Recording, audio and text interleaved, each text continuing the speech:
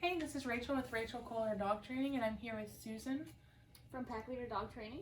And this is our second Q&A. You excited? Yeah, I'm ready for this. We actually had a lot of fun with the first one, so we thought, we go ahead and do it again. Yeah. All right, so how long does it take to crate train a dog? So that's going to depend on a lot of different things. It's going to depend on the dog and the owner. It's going to, some dogs just naturally like the crate. I had a family dog growing up, and we didn't need to crate train him. That's his spot that he goes to. He loves it there. Other dogs need to learn how to be comfortable in the crate. And for that to happen, it's going to depend on how consistent the owner is with it. So if you only are going to crate your dog once a year and are kind of like, I don't know, you have family coming over and you're like, oh, let me throw my dog in a crate, and they've never been expected to be calm in the crate before, then that's going to be a little hectic. They might not understand that. But if you're working with your dog consistently and always reinforcing it, then they kind of get more used to it. They're going to get used to it quicker. I can't put a time on it. I don't know. Yeah, like Rachel said, it really depends on the dog. And we like to utilize e-collars, and there's really an art form to it. So what you do is have them just naturally lie down in the crate. So they learn that every time they go in that crate, they're lying down. So you just do like multiple sessions where the dog goes in, they're calm, they lie down. Once they're calm, you let them out, and then you build up duration over time. And the way you get them to always lie down is just on the remote collar, but if you want more details on that, you'd have to kind of message us separately for that, because it just is a little bit too much to get into on the podcast. But you just kind of create that space as a calm place, just like you do with the place command. Just gonna say that. Yeah, that the crate is just go to your crate and lay down. So, but yeah, there's no real good time limit on it. It really depends on the dog, but in my experience, it doesn't take too long to get them to where they're calm in the crate. It's just like an art form to it. Yeah, I think if you're consistent and clear with it from the beginning, they'll catch on quickly. Yeah, and don't reward the dog. So when the dog's whining, if you take it out because you're like, oh, I just have to sleep, I'll take you out and you can lay beside me in bed. They're going to learn that every time they whine, they're going to come out of that crate. So that's just really important too. So you got to really just hunker down and go through it. And about the taking them out, even if you're going to take them out and kind of like be angry at them or whatever, a quote I heard, I can't remember who said it, but even negative attention is attention, and that's what the dog wants. Right. So by taking them out of the crate to let them sleep in your bed or let them do whatever they want because you don't want to listen to them whine, just like you said, they're going to say, okay, this I'm going to whine and I get to get out. Yeah. So next time, they're going to start whining quicker because they're going to say, oh, that got me out last time. Yep. Yeah. So just stay consistent with it and shouldn't take too long. All right. So if you train my dog, won't they only listen to you and not me? Well, they'll definitely build a relationship with me because I'm the one that's always asking these things of them. Depending on the trainer, multiple trainers are used, so the dog gets used to learning from different people, not just that one specific trainer. But included with most trainer sessions, I know mine and Rachel's, is like training of the owner as well. So we go over what we did and now what you need to do as homework. So as long as you stick with that homework, then they will learn to listen to you as well. But you just have to redevelop your relationship, because for a while there you're probably letting them get away with behaviors that you don't agree with, and now you're resetting that. And so the dog is going to test you because, well, you used to let me jump on you and now you're not. So they're going to have to get used to the new way of life, but they'll definitely learn to respect you if you follow through. One thing I say when I get asked this question, I use like a little analogy, or at least I think it's called an analogy.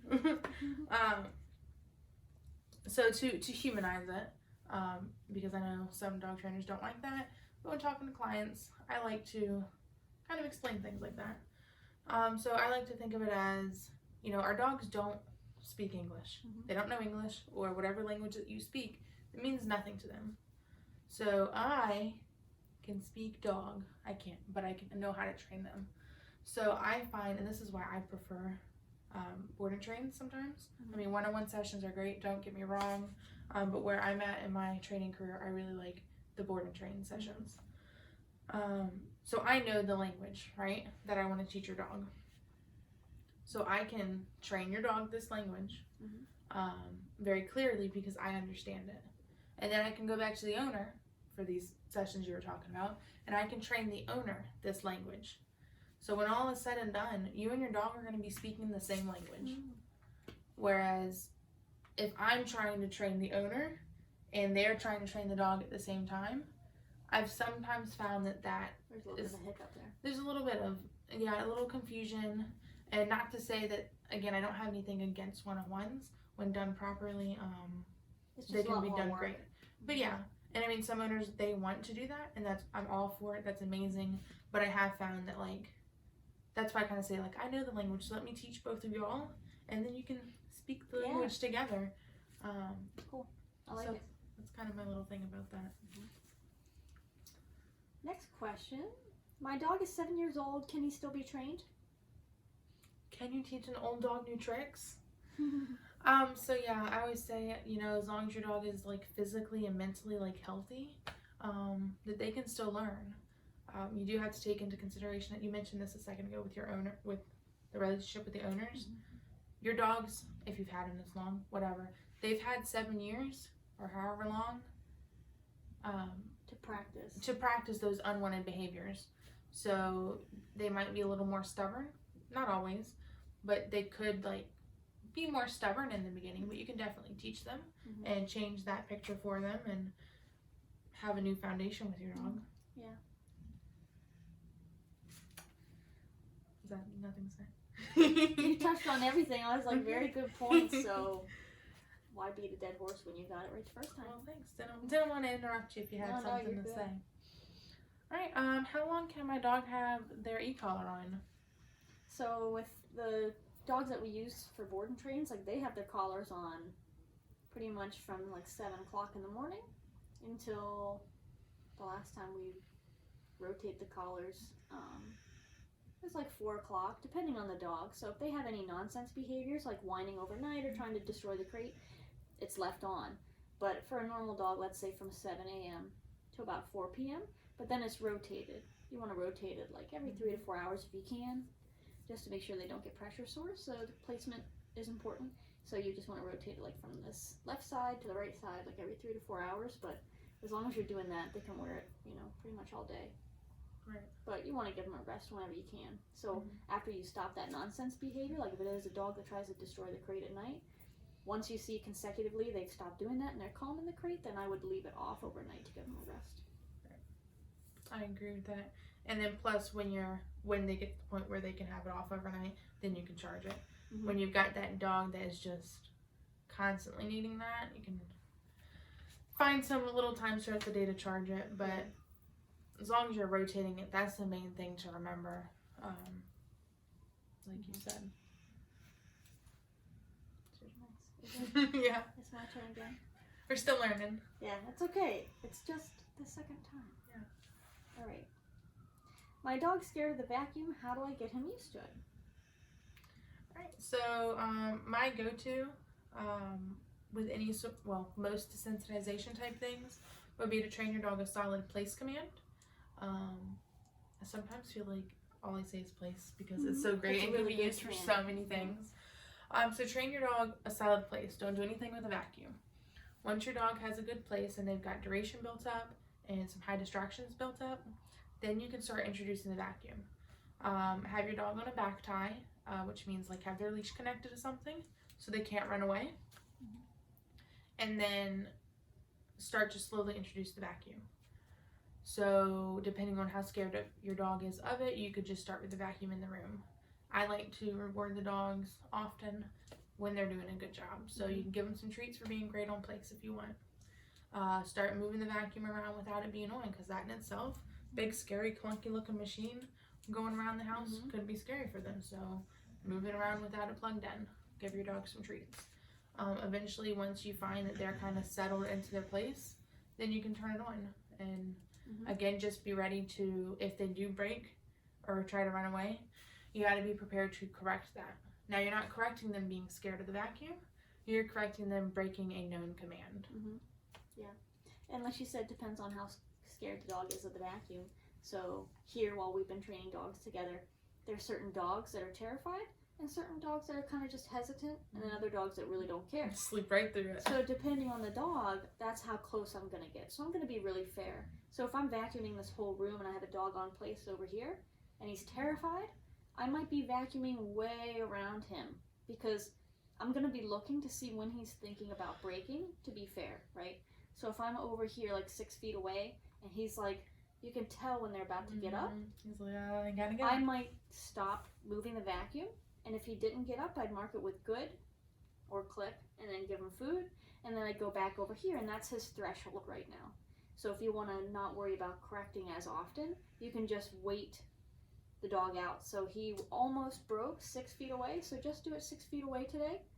And then of course you want to vacuum the rest of the room, so when you do that, you would just move the dog somewhere else to then finish vacuuming, so that you're 6 feet away from him that day. And then the next day you can move to where you may be 5 feet away and slowly move closer. But if it's a dog that's kind of just hesitant about it, even with the vacuum off, like I'll reward a dog for investigating. So if I have the vacuum out and the dog goes over and smells it, I say good, give you a reward. And so the dog associates this vacuum with food. So I would do it with the dogs here when we're training. If I'm vacuuming the room, if they're being good, I'm going to mark good and sprinkle them food. So they think, wow, this vacuum just delivers me treats all day. Like, it's really cool. Right. So, but yeah. Yes, I think a combination between vacuum bringing food and learning that Not staying, to break place. yeah, like it's not going to hurt you. Because I use place a lot, not a lot, but I'll use it for like desensitization and confidence building, because the dog just learns to exist. If I just hang out in my place, nothing's going to hurt me. Vacuum, it's not scary. It's not going to hurt me. Yeah. So yeah, I like that. All right, how do I stop my dog from rushing out the door? So the only way to stop really an unwanted behavior like this, because this is so detrimental, like you don't, it's a dangerous behavior, like getting in the trash can, rushing out the door, they can get hit by a car. So with this, I would apply a punisher. So what that means is I'd have them probably on like a leash and a prong collar, and I'd kind of set the scene. So I'd open the door, they go to rush out, I'd mark it with no, correction. Or you can have like compressed air. I do like using like the pet condenser, so it's just compressed air. If I open the door and the dog starts to rush out, I'd mark it with no, compressed air, but some kind of deterrent, just because specifically that's a really dangerous behavior, and I don't want them to get out, run up to another dog, you know. Like so many bad things could happen. That's when you really want to nip in the bud really quick. So it's just, you kind of tell the dog, hey, it's uncomfortable to rush out the door. You know, I need to give you permission to kind of go outside. Right. And to add on to that, another thing, you're listing some of the punishers you can add for that. Sometimes slamming the door. I mean, it's going to depend on like which way the door is facing and all. I obviously don't like close your dog's head in the door. But I mean, that in itself is like really alarming to the dog, and they're going to learn to look to you at that threshold. Right. And then once you kind of have that from them, I like to do threshold drills where we walk up, work on auto sitting, walking out together, turning around, walking back in, and then practice that a good bit. And this is when I always tell my clients, if you're consistent with this, every time you leave the front door, every time your dog sits and waits, they're gonna learn over time that they're just gonna offer automatically. They're not gonna leave the front door without being told, yeah, come on with me, or whatever you're telling them. And a good note that I just thought of is, so you want to punish the behavior you don't want, and then like Rachel said, now you want to teach them what you do want. So there's a nice yin and yang to that. Like this, don't do this. Step one. Do this. Step two. Cool. What food do you recommend? Wow. So, I don't recommend any food. I'm not a vet.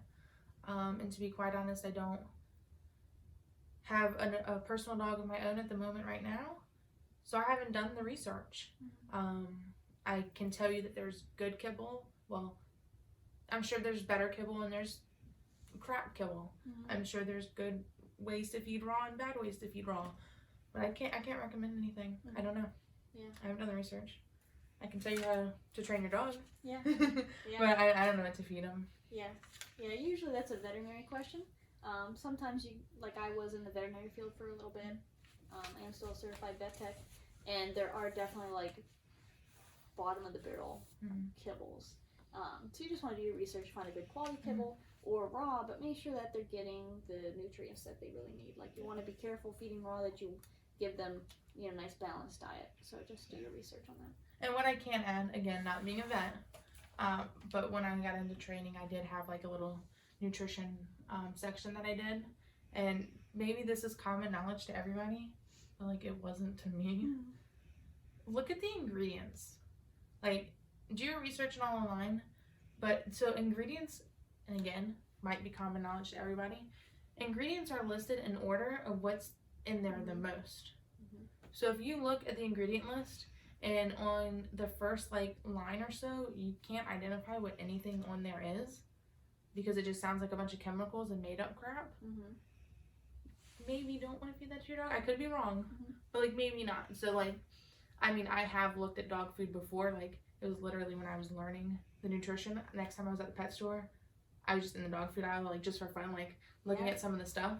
And it's like when you can look at that first line and it's like an actual protein source, it might be on the better side. Again, don't know, can't confirm that, but at least that gives you something to kind of maybe go off of, and then dive into your research. So that could be a starting one other point. thing on the pet food bags. There's an AFCO statement, so they all have to have an AFCO statement. It says like, this food was formulated to meet the health requirements of like growing puppies. But it'll tell you, it'll either say this food was formulated, or there have been feeding studies. So if it's formulated, they just put this food together in a lab, said here you go, looks good. Feeding studies means they've actually had groups of dogs that they fed this food to, and then like evaluated how the dogs did on it. So it's nice. New to me. There's not a lot of ones that say feeding studies. So yeah, it's kind of cool. But if it says formulated, they just kind of like put this stuff together and it looks good, calculated to be good, but they never actually tried it on dogs. And then also, the second line says it's formulated for, it'll say all life stages, adult dogs, sometimes it just says puppies, but usually it's all life stages or adult dogs. If it's all life stages, that means it's more of a puppy food, because puppies need more proteins and fats. So to be able to include all life stages, puppies have to be included. So you don't want your adult dog eating that, because it's really a puppy food. It has too much protein and minerals for your adult dog. So if you have an adult dog, you'd want it to say feeding studies for adult dogs. And here I am learning, because again, I don't know. So it's a lot of research, and a lot of, I know with anything, I'm sure there's a lot of conflicting research. For sure. But I think it's just going to come down to doing as much research as you can, and just finding what feels right to you. Okay. Alright, where am I at? My boxer puppy is really mouthy. What do I do? So, first question for me to ask you is, how old is your puppy? Is it actually a puppy?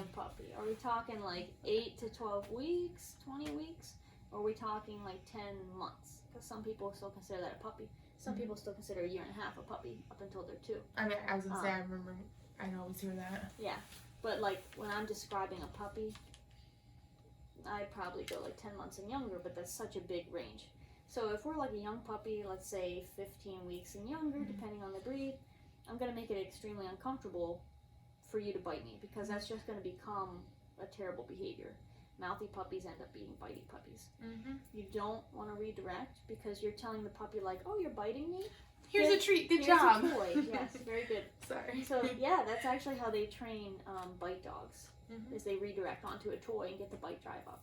So you actually want to deter that. What you can do is use your hand, and I literally will stick my hand down their mouth, because they're like chewing on something, it's very uncomfortable, they stop. Usually that's enough to get them to stop doing it ever again. So one and done, you just can't do that. Same thing. Sometimes if it's like an older dog, that's not going to work so much, because that's a dangerous thing to do, is I'm going to use a deterrent. So I'm probably going to use like the compressed air or something like that. But what are your thoughts if it's an older? If it's an older dog? Like an older puppy. So me personally, probably, depending on the dog. If I've worked with this dog some more, and if it is truly just kind of doing that puppy mouthing thing still, because it hasn't ever been told not to, and it hasn't quite reached like aggression. Yeah, I'll still stick my hand down its mouth because I'm used to sticking my hand in dog's mouth, so for me it doesn't faze me. But I'd probably just correct, like, similarly to I'd correct an off bronc collar pop. Like, we're not going to do that. Yeah. But to go back to the puppies for a second, because when I first got into dog training, I specialized in puppies, so I did a lot of desensitization work, and that was one of the big things that almost every puppy came in with. Yeah, my puppy is really mouthy, they bite a lot, da da da. I've never had that not work. I've never had sticking your hand down their mouth not work. And I had one, it was a Dutch Shepherd, really hyper puppy, and just constant. And you know, I did that mouth or hand in its mouth thing once, it worked, and owner just couldn't bring herself to do it. So this was just kind of like a comparison. So the dog never mouthed me again, ever. I saw them like months and months later, and the owner was like, yeah, we still kind of have some like mouthing issues. Not throwing that under the bus or anything. Like, it's definitely like, it goes against our natural instinct to, when we're being bitten, push into it. But it's definitely worth it. And when you set that tone from the beginning, the dog says biting on the human isn't fun. And one more thing to add to that, because I always like to say this when I was working with the puppies, don't allow any behavior from your puppy that you wouldn't allow from an adult dog, because you're raising a dog, not a puppy. It might look cute now. Yeah. It's not gonna be cute. Like, especially like little breeds anyways, it's not gonna be cute when they're adults.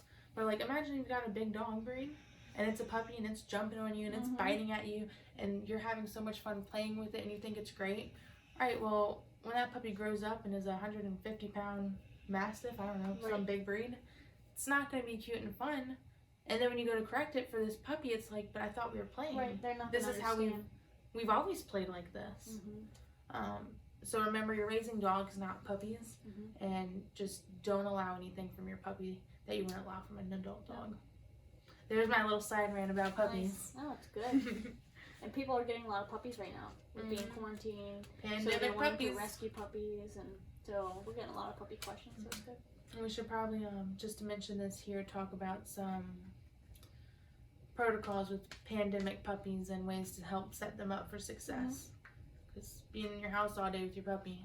I guess I went for separation anxiety, because you're going to be home with them all day during this, and then all of a sudden you're going to go back to work, and the puppy's going to be like, what happened? So we'll touch on that next week, because this will be a weekly thing. Okay. My grandmother is scared of my dog when she comes over, but I don't want to crate him. Is there anything else I can do? Alright. So, my first question is, why don't you want to crate your dog? That's honestly my first thought, because dogs are important and they're a big part of our life, but honestly, you're spending time with your grandma. She's over for a visit. The dog, work on crate training, work on making the crate. It's not that the crate needs to be a happy place, but work on teaching your dog how to be calm in the crate, and then just put him there. Because and I'm assuming here, but what could be happening is you not wanting to put him in the crate is your emotions, not the dog's. Or you could at least train the dog to be happy in the crate. Because, I mean, you don't want grandma getting hurt. I don't know why your grandma doesn't like this dog, but maybe he knocks her over. Or any number of reasons. I mean, I personally, growing up with our family dog, you know, when we had company over, I wanted him in his crate. Because I didn't want to worry about what he was going to do. Yeah, then you don't have to, you could feel comfortable going to the bathroom. Because you don't have to worry about your puppy going over to your grandma. What's going to happen when I'm not in the room, right? Yeah. So, like, maybe if you, and I know it's easier said than done, but, like, switch your mindset to not think, it's not a punishment. You're helping him out. You're setting him up for success by putting him in the crate where you know that you've trained him to be calm. It's a calm place. And then you can enjoy your time with your grandma, have a great visit, and not have to stress about that. Alternatively, if you could do like half crate time, and then have them on place. Oh yeah, Again, my favorite command. Why didn't I think of my place? Right. Have him on place, so at least he's out with everybody, but you don't have to worry about him being, in someone's face. And you get to feel like he's involved then, because he's, again, out. Saying this word enough has made me think of, you can also tell him out. So out's a command where he would just move away from wherever he is. So comes near grandma, grandma says out, the dog will move away. So then you kind of create that little space around grandma, and then he just leaves him alone and he's around the rest of the house. Then maybe grandma will like the dog a little bit more. That's good. Definitely practice before grandma comes over, because I don't know if the dog doesn't, I don't know what the relationship is, but definitely make sure you work on the crate stuff before grandma comes over. Work on the place for durations with distractions, and work on having a solid out command from people and things. You really want the dog to know when you say out, it's time to go. Because I don't imagine you're going to want to be fighting that when grandma's there. All right. Is this the last one? That's the last one. Wow. Okay. So I bought my dog a harness, but she still pulls. How can I fix it? Well, harnesses are a good marketing tool. They look nice. You don't have to worry about your dog like hearing that choking, sound when your leash is on there. And they're pulling real hard. But the harnesses were actually created to encourage pulling, like dog sleds and things like that. So you put a harness on, that's where the bulk of their power is. So they're able to pull more. And I believe Brittany's the one that said dogs have an opposition reflex. So when they feel pulling, they just automatically pull the opposite way. So yeah, harnesses are actually meant to pull, but they are marketed as anti-pulling devices, so it's pretty confusing to, the mass population. But I would actually do like a nice prong collar. It's the easiest fix. If you don't want to do a prong collar, you can do like a halty around their head. Like, they work well, but the dogs I've seen are always uncomfortable in them. Like, they're always rubbing their face. They just don't like them very much. So I'd go with a prong collar, honestly. Yeah, side note, just because every time I hear something about harnesses, I think of this one advertisement, and I don't remember the name of it, and even if I did, I wouldn't say it, but it was a picture of like 4 dogs, and they're wearing harnesses, and it advertises a no-pull harness. Okay, so it's just the dogs. The owners are cut out of the picture, right? And you can see the leash is like, the dogs are pulling in the picture of the no-pull harness. So like, I laugh every time I see that. But yeah, exactly what you said. The harnesses are made from pulling. It helps the dog pull more. Yeah, it like disperses the weight. Yeah, so it's not pulling from the neck, it's pulling from their whole body. I've seen the harnesses that clip on the front, and the idea of that is supposed to, like, if you're pulling from the back, your dogs still pull through that. I've heard of one dog who like learned to pull sideways, but I've seen dogs just pull regular with that. So yeah, I'd suggest the prong. I always suggest, like, watch a few videos, like a few how-to videos on it first. It's pretty self-explanatory, but like Susan said, you never want to be pulling on it, because they do have that opposition reflex. They're going to want to fight against that. So maybe like do a little research. We recommend Herm Springer prong collars, because they're nice and smooth on the edges. And they just have a nice quick mechanism of action, so it's very smooth when you do like a leash pop, which is how the prong collars work. So definitely would recommend them. Make sure you look into like proper fit. And again, I always just suggest watch a few how-to videos. There's so many out on YouTube that it's so easily accessible. There's no reason not to. And then the one thing about the head halters, I don't personally use them, so I can't speak for them too much. Other than I have seen a lot of dogs just don't like them. They're uncomfortable. They scratch at them. So if you were to go that route, I would seriously look into conditioning your dog for it. Just like we muzzle condition dogs, you would have to condition your dog to the head halter.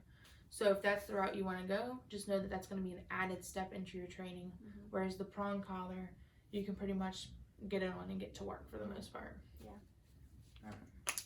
But that was our last question. It went really quick again. Every time. But yeah. I think our second one went pretty well.